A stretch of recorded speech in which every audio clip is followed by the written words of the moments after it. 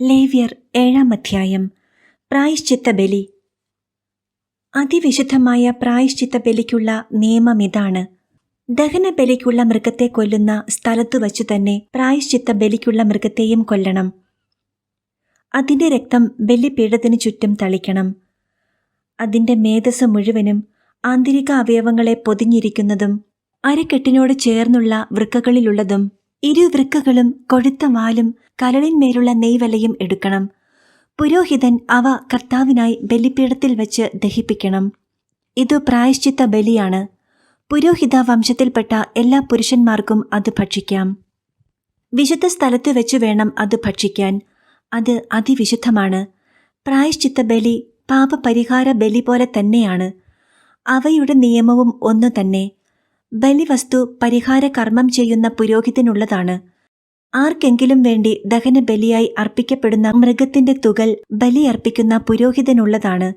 അടുപ്പിലോ ഉരുളിയിലോ വറചട്ടിയിലോ പാകപ്പെടുത്തിയ ധാന്യബലി വസ്തുക്കളെല്ലാം ബലിയർപ്പിക്കുന്ന പുരോഹിതനുള്ളതാണ്. എണ്ണ ചേർത്തതും ചേർക്കാത്തതുമായ എല്ലാ ധാന്യബലി വസ്തുക്കളും അഹ്റോന്റെ പുത്രന്മാർക്കെല്ലാവർക്കും ഒന്നുപോലെ അവകാശപ്പെട്ടതാണ്.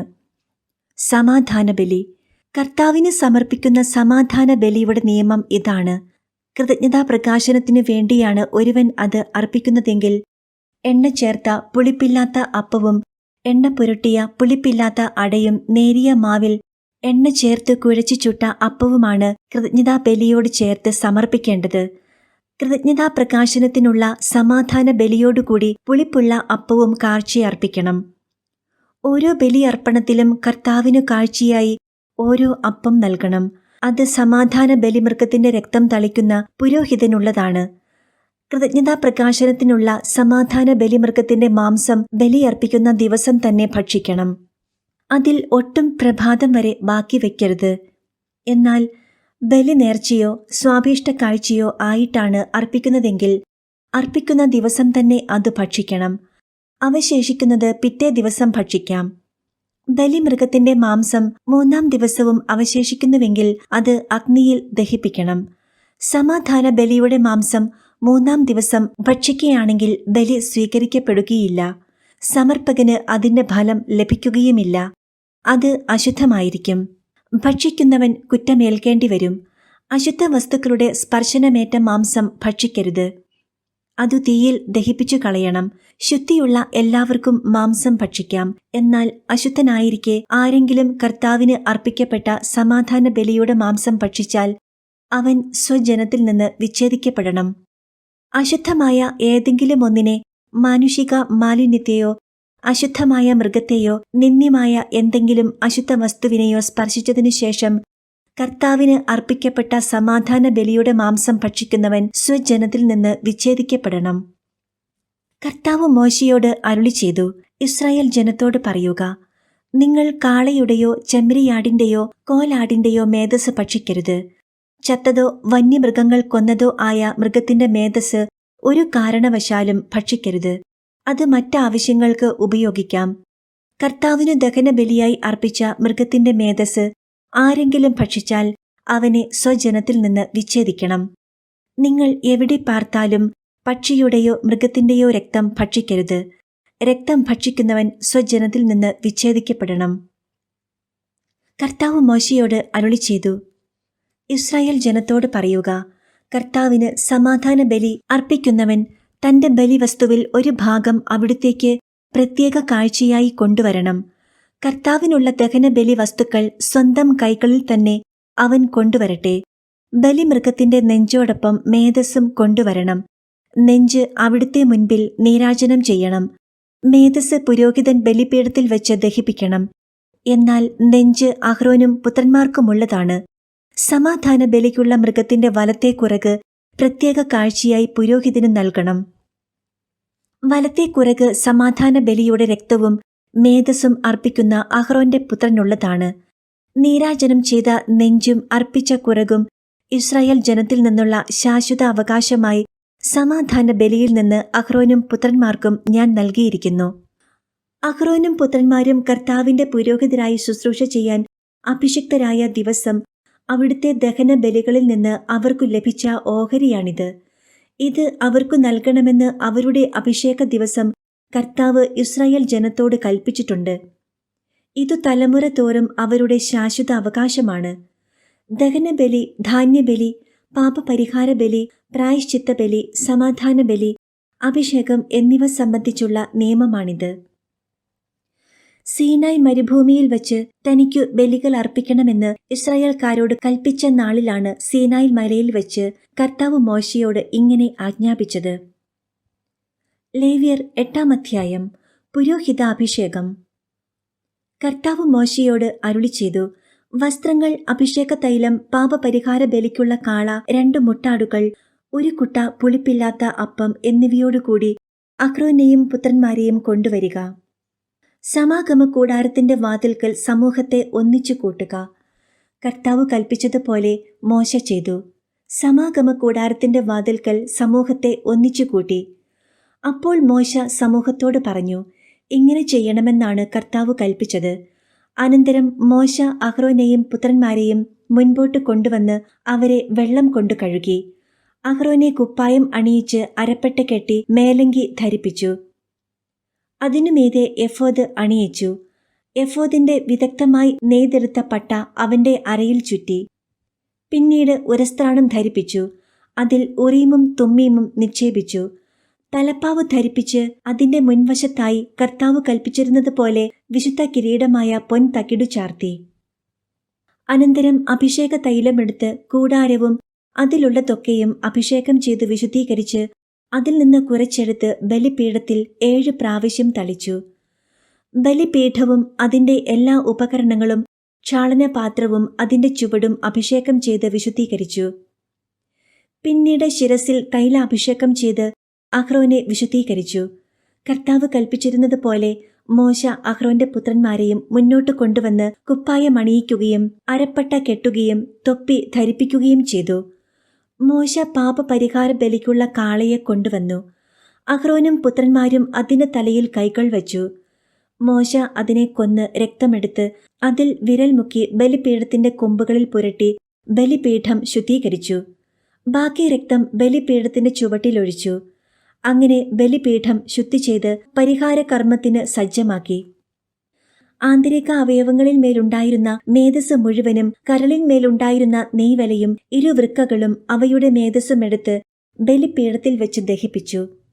എന്നാൽ കാളയെ, അതിന്റെ തോൽ, മാംസം, ചാണകം എന്നിവ കർത്താവ് മോശയോട് കൽപ്പിച്ചിരുന്നത് പോലെ കൂടാരത്തിന് വെളിയിൽ വച്ചാണ് ദഹിപ്പിച്ചത്. ദഹനബലിക്കുള്ള മുട്ടാടിനെ അവൻ കൊണ്ടുവന്നു. അഹ്റോനും പുത്രന്മാരും അതിന് തലയിൽ കൈകൾ വെച്ചു. മോശ അതിനെ കൊന്ന് രക്തം ബലിപീഠത്തിന് ചുറ്റും ഒഴിച്ചു. അതിനെ കഷണങ്ങളായി മുറിച്ച് തലയും കഷണങ്ങളും മേധസ്സും ദഹിപ്പിച്ചു.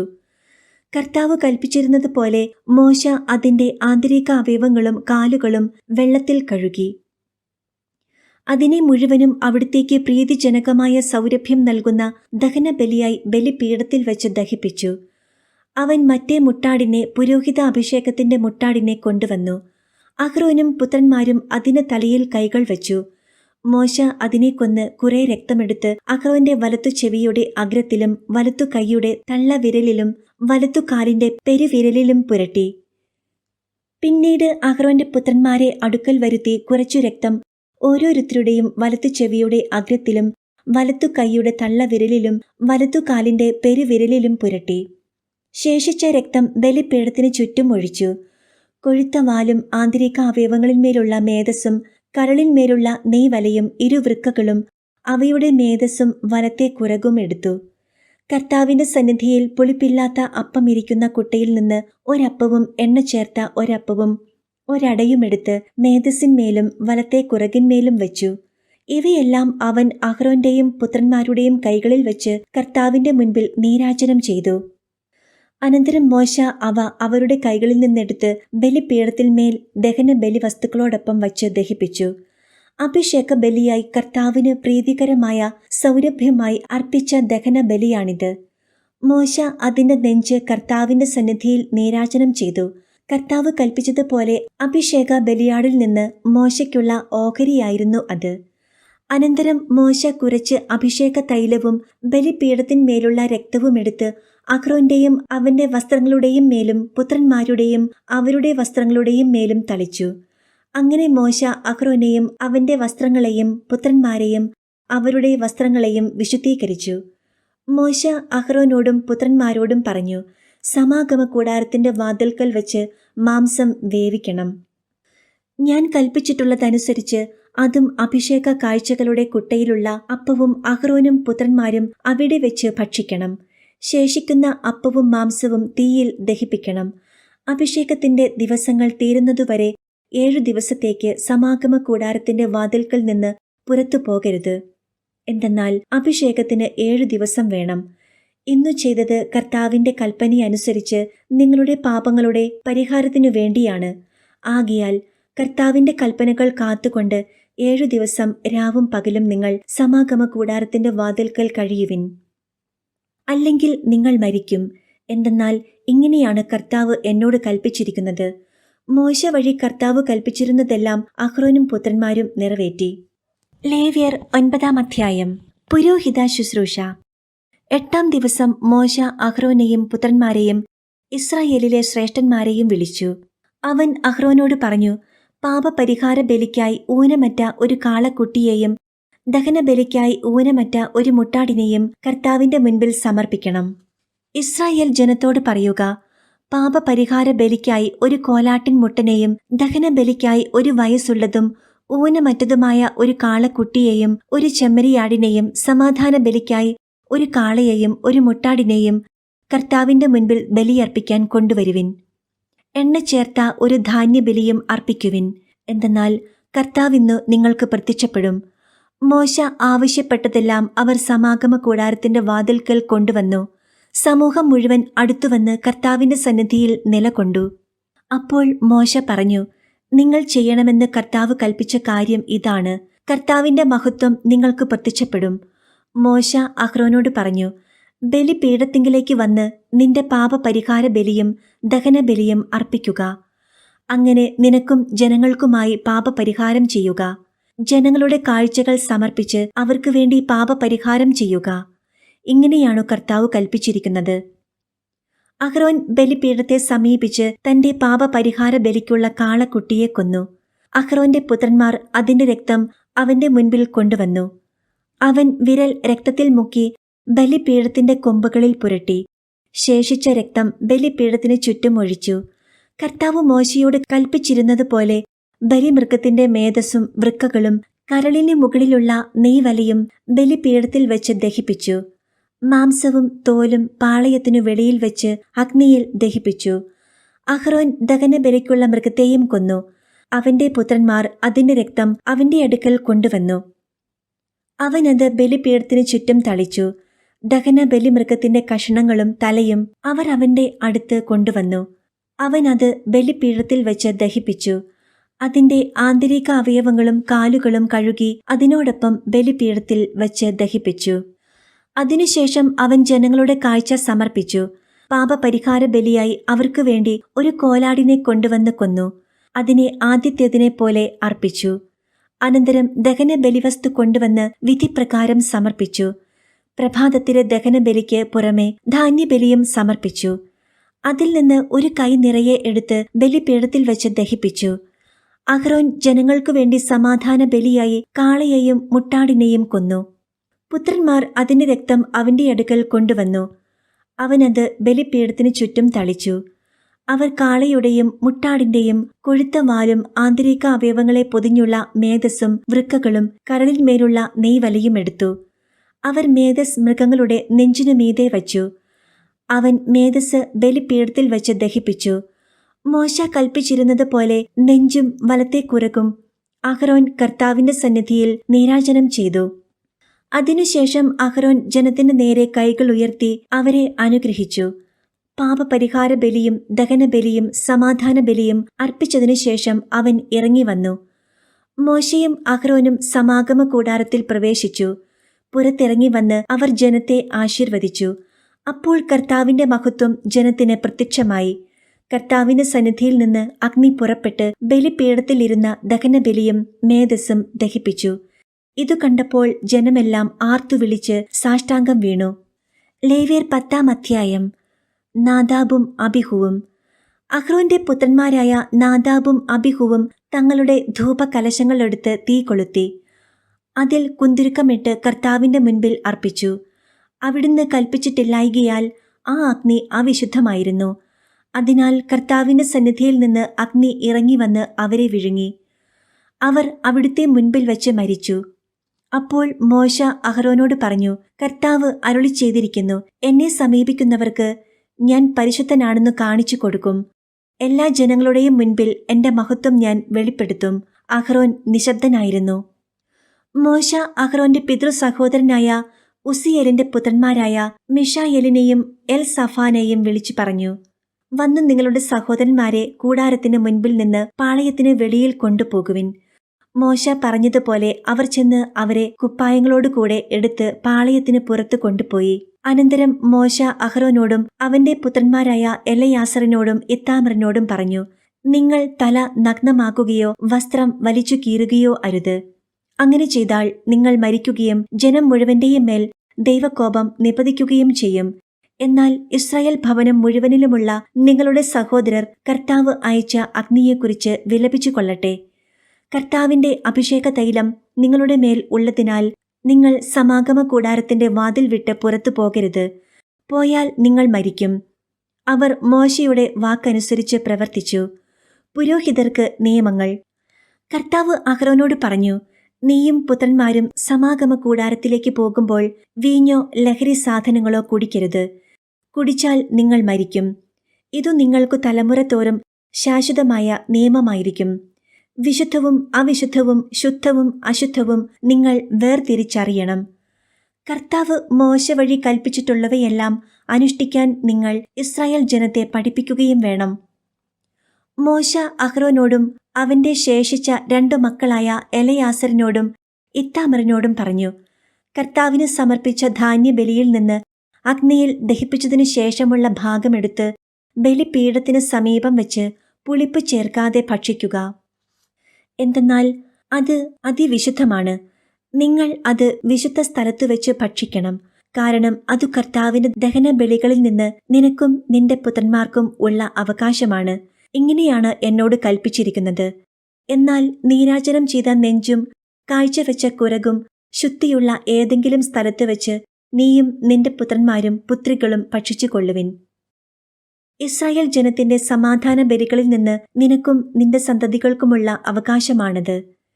അർപ്പിക്കാനുള്ള കുരകും നീരാജനം ചെയ്യാനുള്ള നെഞ്ചും ദഹനബലിക്കുള്ള മേധസ്സോടുകൂടെ അവർ കർത്താവിന്റെ മുൻപിൽ നീരാജനം ചെയ്യാൻ കൊണ്ടുവരണം. കർത്താവ് കൽപ്പിച്ചിട്ടുള്ളതുപോലെ നിനക്കും നിന്റെ മക്കൾക്കും നിത്യമായി നൽകിയിരിക്കുന്ന അവകാശമാണിത്.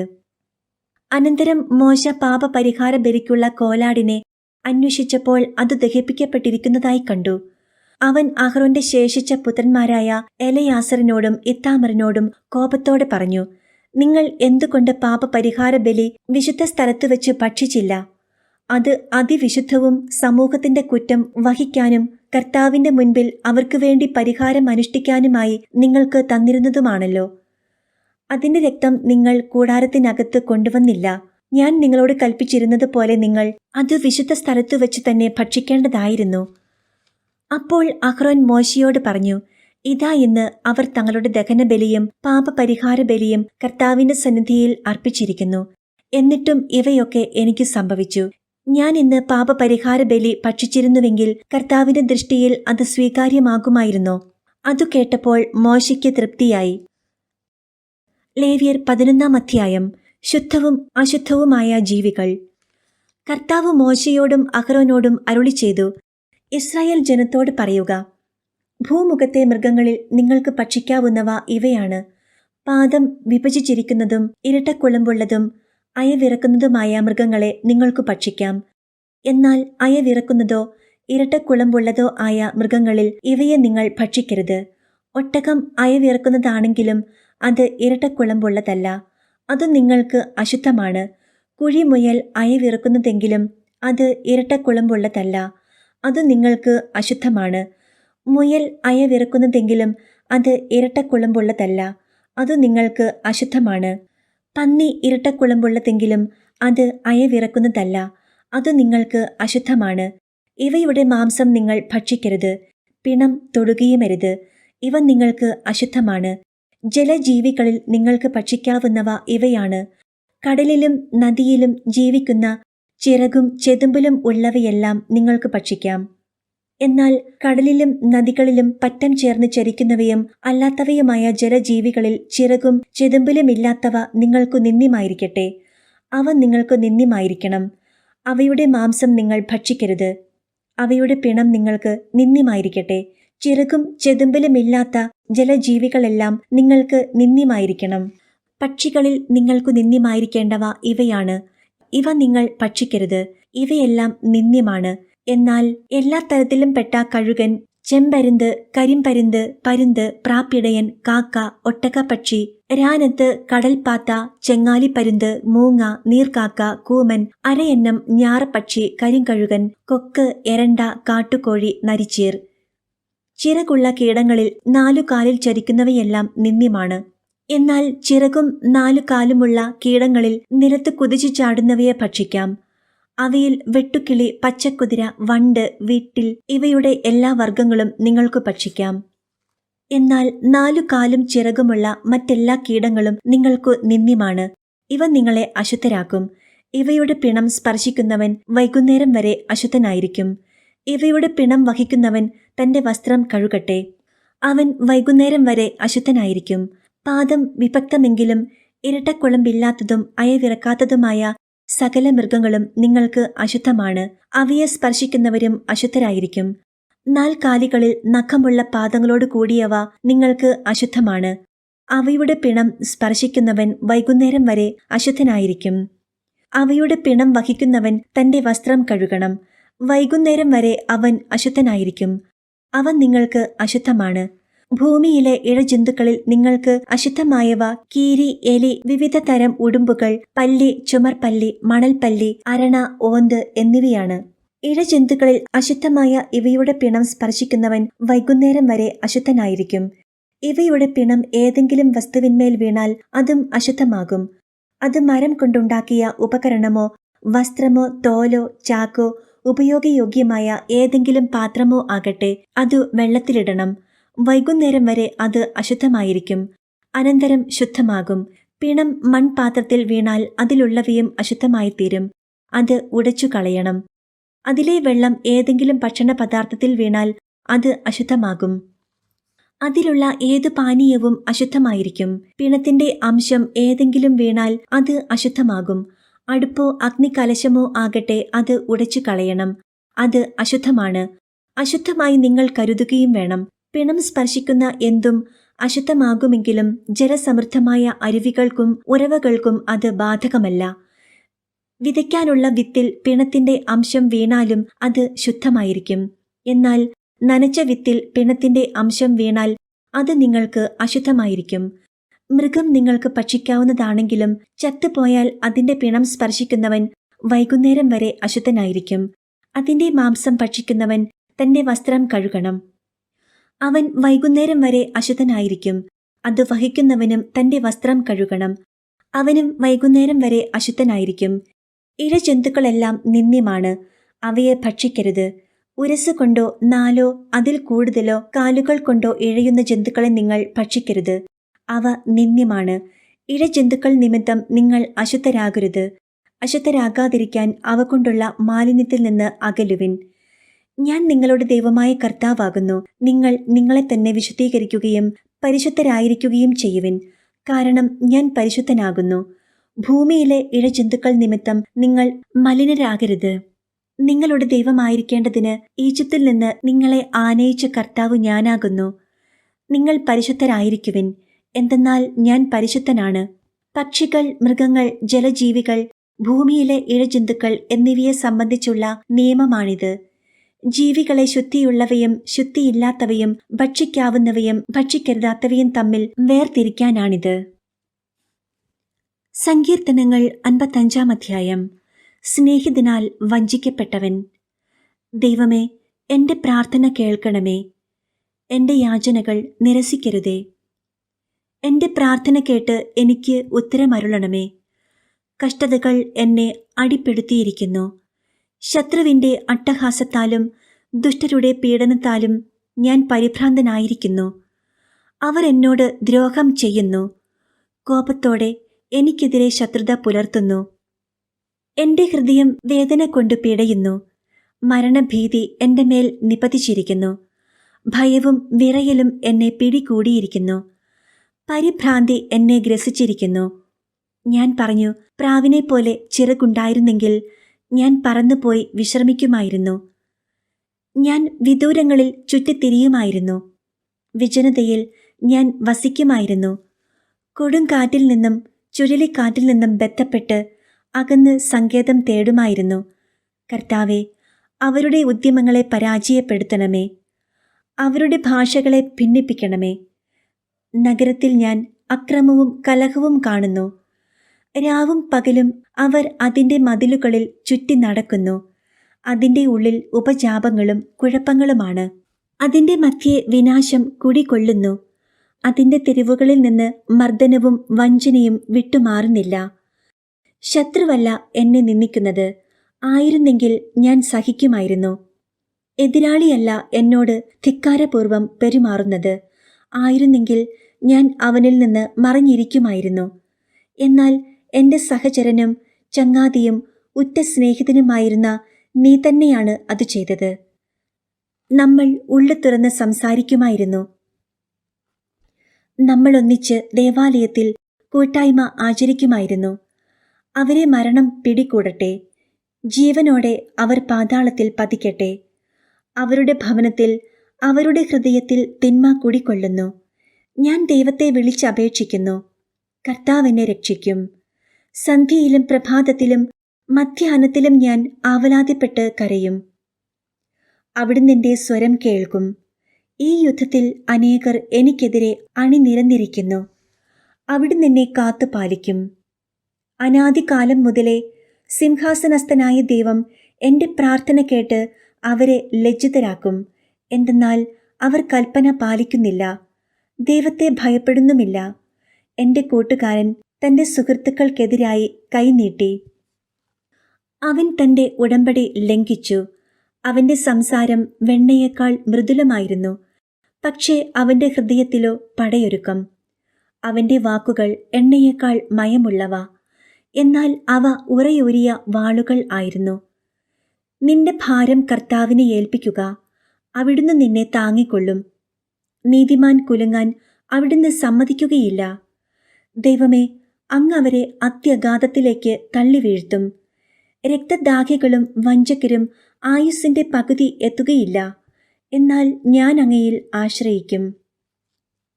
സങ്കീർത്തനങ്ങൾ 56-ാം അധ്യായം. ഞാൻ നിർഭയനായി ദൈവത്തിൽ ആശ്രയിക്കും. ദൈവമേ, എന്നോട് കരുണ തോന്നണമേ. മനുഷ്യർ എന്നെ ചവിട്ടി മെതിക്കുന്നു. ദിവസം മുഴുവനും ശത്രുക്കൾ എന്നെ പീഡിപ്പിക്കുന്നു. ദിവസം മുഴുവനും എൻ്റെ ശത്രുക്കൾ എന്നെ ചവിട്ടി മെതിക്കുന്നു. അനേകർ എന്നോട് ഗർവോടെ യുദ്ധം ചെയ്യുന്നു. ഭയമുണ്ടാകുമ്പോൾ ഞാൻ അങ്ങയിൽ ആശ്രയിക്കും. ആരുടെ വചനത്തെ ഞാൻ പ്രകീർത്തിക്കുന്നുവോ ആ ദൈവത്തിൽ നിർഭയനായി ഞാൻ ആശ്രയിക്കുന്നു. മർത്യൻ എന്നോട് എന്തു ചെയ്യാൻ കഴിയും? ദിവസം മുഴുവനും അവർ എന്നെ ദ്രോഹിക്കാൻ നോക്കുന്നു. അവരുടെ ചിന്തകൾ അത്രയും എങ്ങനെ എന്നെ ഉപദ്രവിക്കാമെന്നാണ്. അവർ കൂട്ടം കൂടി പതിയിരിക്കുന്നു. അവർ എൻ്റെ പ്രാണനു വേണ്ടി പതിയിരുന്ന് എൻ്റെ കാലടികളെ നിരീക്ഷിക്കുന്നു. അവരുടെ അകൃത്യത്തിന് തക്ക പ്രതിഫലം നൽകണമേ. ദൈവമേ, ക്രോധത്തോടെ ജനതകളെ തകർക്കണമേ.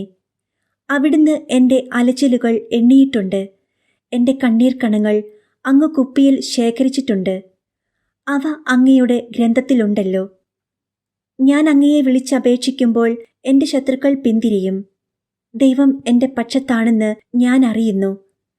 ഞാൻ ആരുടെ വചനം കീർത്തിക്കുന്നുവോ ആ ദൈവത്തിൽ, ഞാൻ ആരുടെ വചനം പ്രകീർത്തിക്കുന്നുവോ ആ കർത്താവിൽ നിർഭയനായി ഞാൻ ആശ്രയിക്കും. മർത്യന് എന്നോട് എന്തു ചെയ്യാൻ കഴിയും? ദൈവമേ, അങ്ങേക്കുള്ള നേർച്ചകൾ നിറവേറ്റാൻ ഞാൻ കടപ്പെട്ടിരിക്കുന്നു. ഞാൻ അങ്ങേക്ക് കൃതജ്ഞതാബലി അർപ്പിക്കും.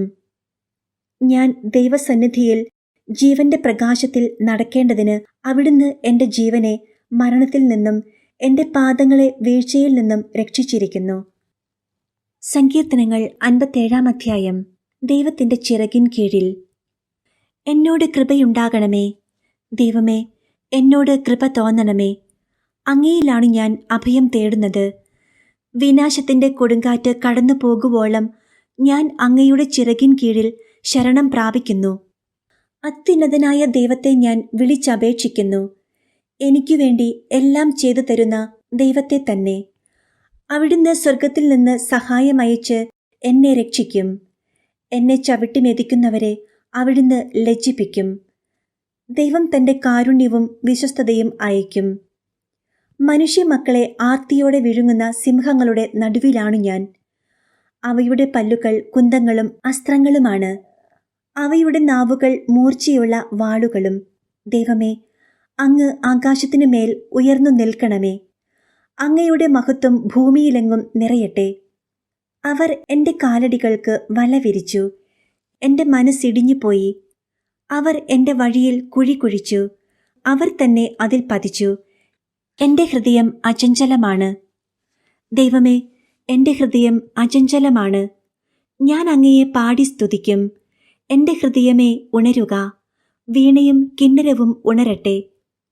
ഞാൻ പ്രഭാതത്തെ ഉണർത്തും. കർത്താവെ, ജനതകളുടെ മധ്യത്തിൽ ഞാൻ അങ്ങയ്ക്ക് കൃതജ്ഞതയർപ്പിക്കും. ജനതകളുടെ ഇടയിൽ ഞാൻ അങ്ങയെ പാടിപ്പുകഴ്ത്തും.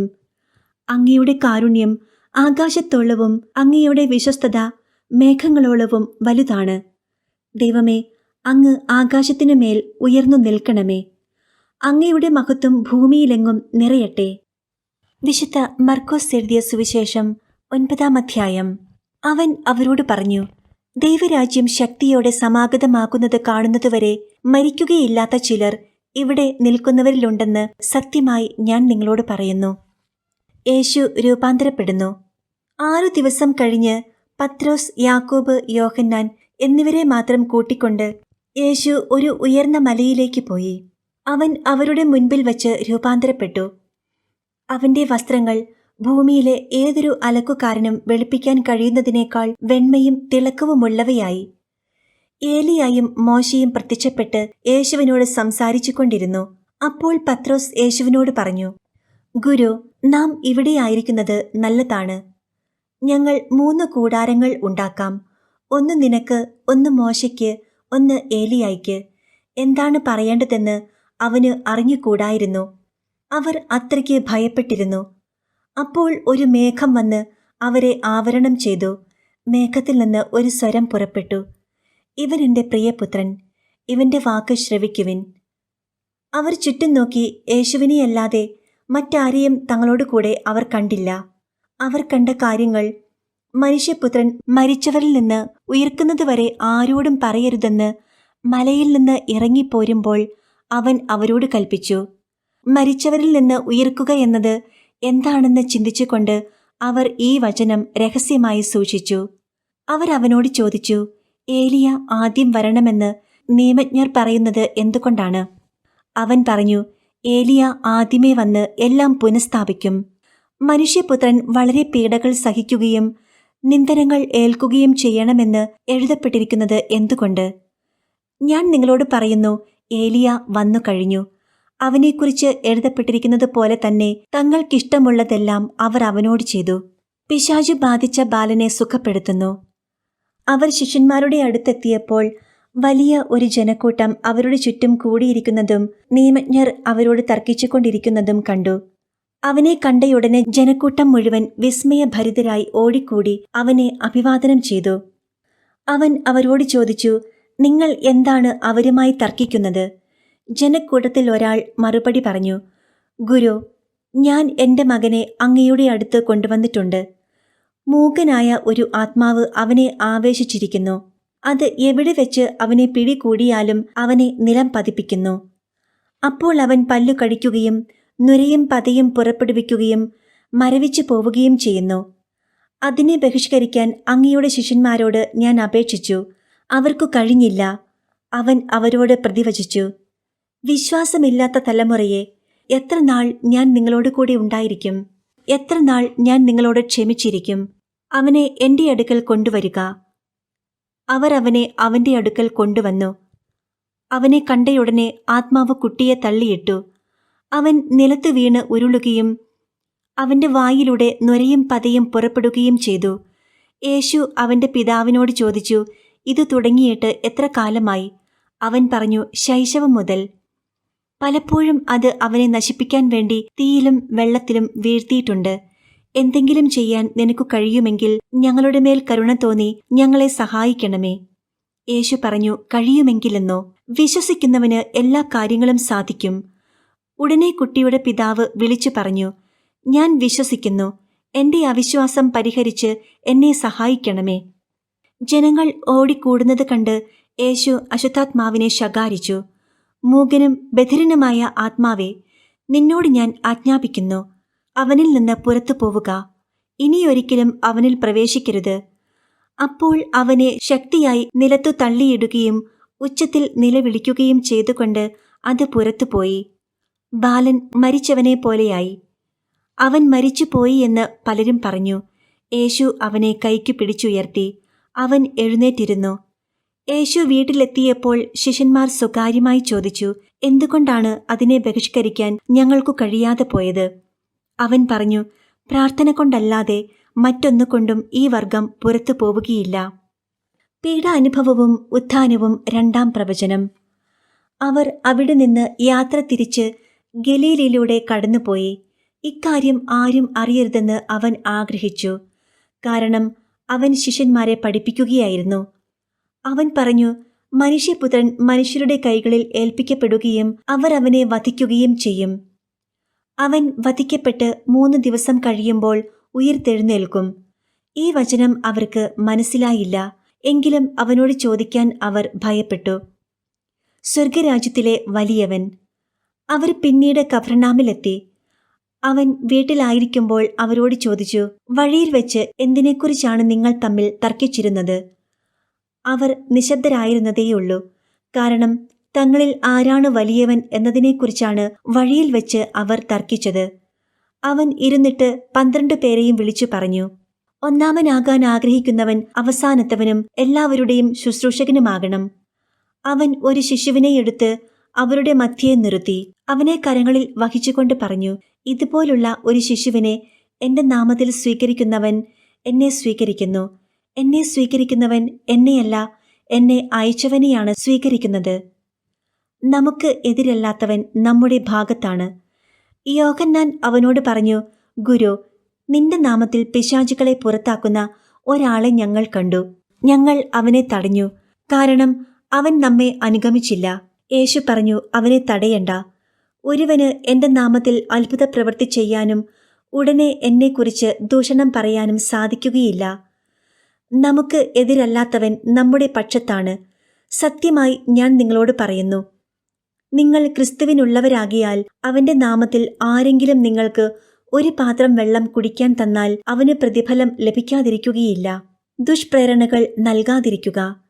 വിശ്വസിക്കുന്ന ഈ ചെറിയവരിൽ ഒരുവന് ഇടർച്ച വരുത്തുന്നവൻ ആരായാലും അവന് കൂടുതൽ നല്ലത് ഒരു വലിയ തിരികല്ല് കഴുത്തിൽ കെട്ടി കടലിൽ എറിയപ്പെടുന്നതാണ്. നിന്റെ കൈ നിനക്ക് ദുഷ്പ്രേരണയ്ക്കു കാരണമാകുന്നെങ്കിൽ അത് വെട്ടിക്കളയുക. 2 കൈകളും ഉള്ളവനായി നരകത്തിലെ കെടാത്ത അഗ്നിയിൽ നിപതിക്കുന്നതിനേക്കാൾ നല്ലത് അംഗഹീനനായി ജീവനിലേക്ക് പ്രവേശിക്കുന്നതാണ്. നിന്റെ പാദം നിനക്ക് ദുഷ്പ്രേരണയ്ക്കു കാരണമാകുന്നെങ്കിൽ അത് മുറിച്ചു കളയുക. 2 പാദങ്ങളും ഉള്ളവനായി നരകത്തിൽ എറിയപ്പെടുന്നതിനേക്കാൾ നല്ലത് മുടന്തനായി ജീവനിലേക്ക് പ്രവേശിക്കുന്നതാണ്. നിന്റെ കണ്ണുമൂലം നിനക്ക് ദുഷ്പ്രേരണ ഉണ്ടാകുന്നെങ്കിൽ അത് ചൂഴ്ന്നെടുത്ത് എറിഞ്ഞു കളയുക.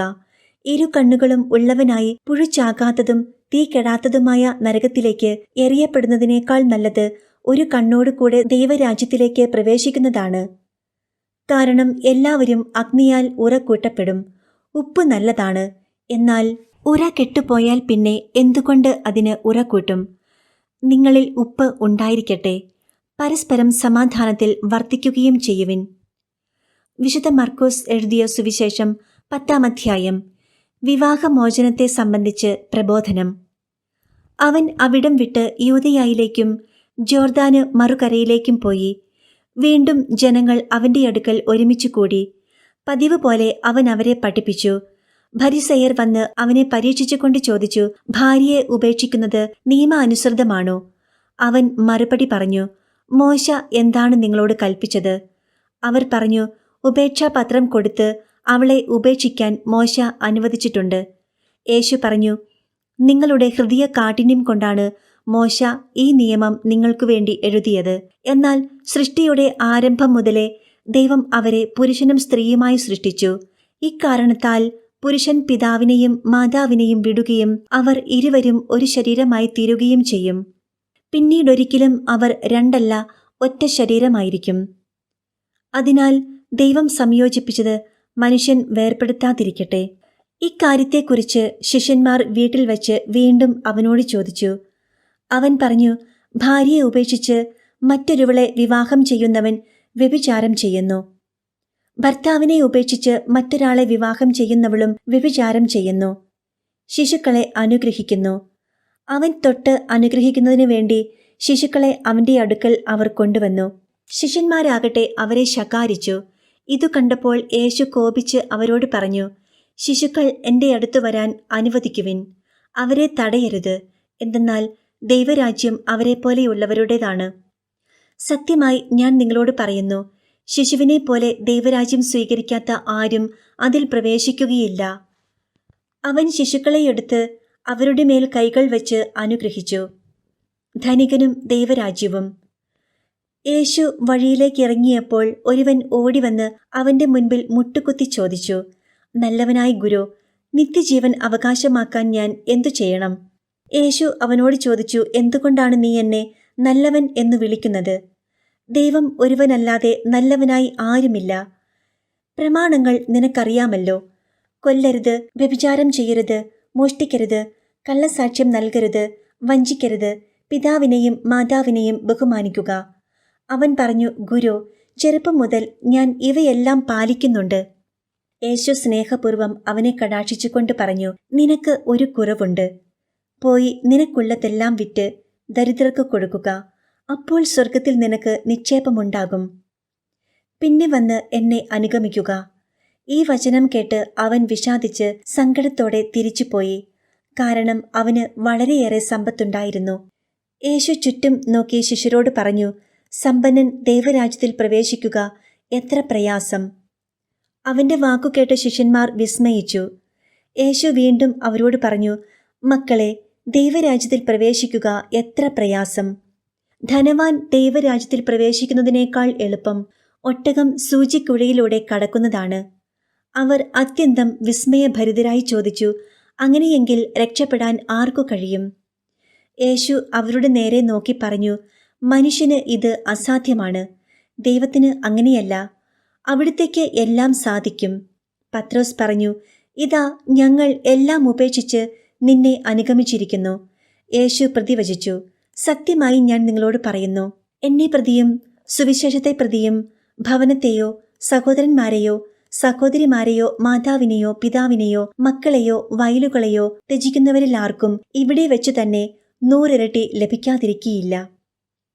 ഭവനങ്ങളും സഹോദരന്മാരും സഹോദരിമാരും മാതാക്കളും മക്കളും വയലുകളും അവയോടൊപ്പം പീഡനങ്ങളും വരാനിരിക്കുന്ന കാലത്ത് നിത്യജീവനും.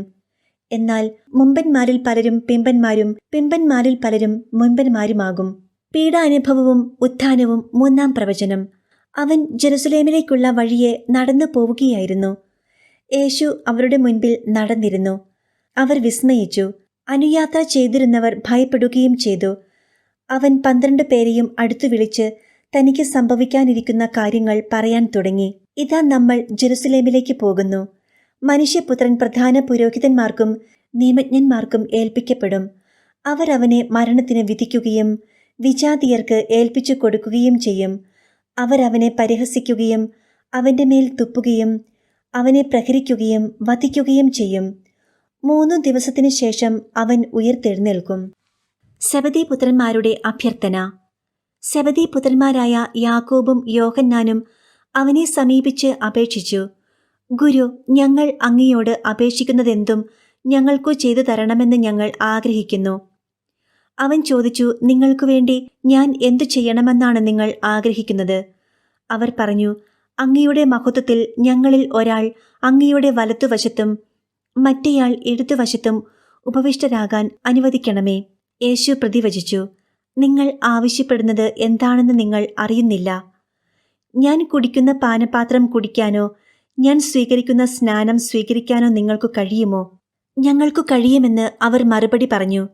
യേശു അവരോട് പറഞ്ഞു, ഞാൻ കുടിക്കുന്ന പാനപാത്രം നിങ്ങൾ കുടിക്കും, ഞാൻ സ്വീകരിക്കുന്ന സ്നാനം നിങ്ങൾ സ്വീകരിക്കും. എന്നാൽ എൻ്റെ വലത്തുവശത്തോ ഇടത്തുവശത്തോ ഇരിക്കാനുള്ള വരം തരേണ്ടത് ഞാനല്ല, അത് ആർക്കുവേണ്ടി സജ്ജമാക്കപ്പെട്ടിരിക്കുന്നുവോ അവർക്കുള്ളതാണ്.